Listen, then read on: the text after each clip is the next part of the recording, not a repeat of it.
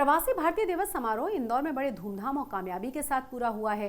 3 दिनों के इस समारोह में आखिरी दिन राष्ट्रपति द्रौपदी मुर्मू शामिल हुई। राष्ट्रपति द्रौपदी मुर्मू ने 27 प्रवासी भारतीय मेहमानों का सम्मान भी किया।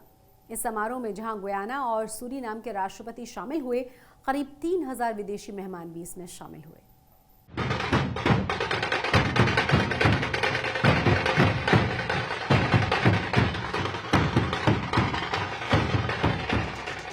इंदौर में 70वें प्रवासी भारतीय दिवस के समापन समारोह के मुख्य अतिथि बनी देश की राष्ट्रपति महामहिम द्रौपदी मुर्मू। राष्ट्रपति ने प्रवासी भारतीय दिवस समारोह के प्लेटफॉर्म को यूनिक बताया, जो प्रवासी समुदाय को भारत से जोड़ता है। उन्होंने इस मंच पर आमंत्रित करने के लिए आभार भी जताया। You have built enriching and productive lives in your adopted homes in different corners of the world. Our diaspora brothers and sisters will always hold a special place in our hearts, not only as extended family members, but as responsible stakeholders in India's development. I once again convey my best wishes to the distinguished gathering here and wish you all a happy and prosperous years ahead. इस मौके पर राष्ट्रपति ने 27 प्रवासी भारतीयों को विदेशों में अपने अपने क्षेत्रों में खास योगदान के लिए सम्मानित किया।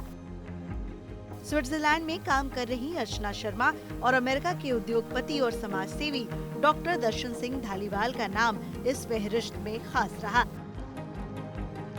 सबसे पहले तो तहे दिल स्वागत के लिए इंदौर का बहुत बहुत आभार और धन्यवाद। I bring to you very warm regards, not only from my Karm Bhumi, Switzerland, but also from the world as a scientist. Madam President, we are profoundly humbled and deeply honored to receive this award bestowed upon us from the Government of India. इस मौके पर पधारे मध्य प्रदेश के मुख्यमंत्री शिवराज सिंह चौहान ने भी सभा को संबोधित किया। एक मेजबान के नाते मध्य प्रदेश सरकार की भूमिका प्रवासी दिवस कार्यक्रम में काफी अहम रही। इंदौर शहर और यहां आए करीब 3000 प्रवासी भारतीयों की भी शिवराज सिंह चौहान ने जमकर तारीफ की। 3 दिन से सब तरफ इंदौर की चर्चा हो रही है, मध्य प्रदेश की चर्चा हो रही है, भारत की चर्चा हो रही है। और मैं सच कहता हूं, यह कार्यक्रम केवल सरकार का कार्यक्रम नहीं था। जयशंकर जी की टीम लगी थी, विदेश मंत्रालय, मध्य प्रदेश की टीम लगी थी, लेकिन इंदौर की जनता ने जी जान से जुड़ के यह कार्यक्रम किया। इंदौर की जनता ने, प्रधानमंत्री जी कह रहे थे, इंदौर स्वच्छता की राजधानी, इंदौर स्वाद की राजधानी, लेकिन मैं एक चीज और जोड़ रहा हूं, इंदौर जन भागीदारी और जन सहभागिता की भी राजधानी है। इस खास मौके पर प्रवासी भारतीयों से मिलने विदेश मंत्री एस जयशंकर और केंद्रीय मंत्री ज्योतिरादित्य सिंधिया भी पधारे।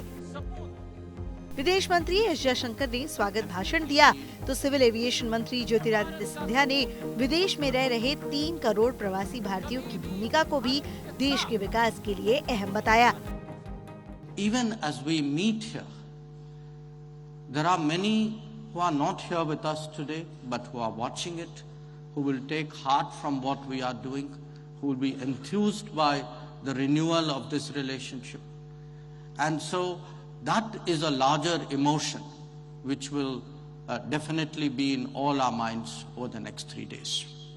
आपकी भागीदारी और आपकी साझेदारी भारत को आत्मनिर्भर बनाने के लिए अनिवार्य है, और इसी दृश्य के पीछे एक शिल्पकार अगर रहा है इस देश में, तो प्रधानमंत्री नरेंद्र मोदी जी हैं, जिन्होंने अपनी सोच और विचारधारा के साथ और विदेश नीति जयशंकर जी के साथ सारे देशों के साथ कूटनीतिक संबंधों के साथ बनाकर हमारे प्रवासी भारतीयों को एक नया सम्मान का स्थान बनाने का संकल्प लिया। कोरोना महामारी की वजह से 2 साल बाद आयोजित हुए प्रवासी भारतीय दिवस में जबरदस्त उत्साह देखने को मिला। जैसा कि वित्त मंत्री निर्मला सीतारमण ने बताया, 2022 में कोविड और मंदी के बावजूद प्रवासी भारतीयों ने 100 अरब डॉलर से ज्यादा की रकम देश भेजी। प्रवासी भारतीय दिवस जैसे समारोह के साथ प्रवासी भारतीयों का ये रिश्ता देश के साथ और अटूट और मजबूत होना तय है। आज तक ब्यूरो।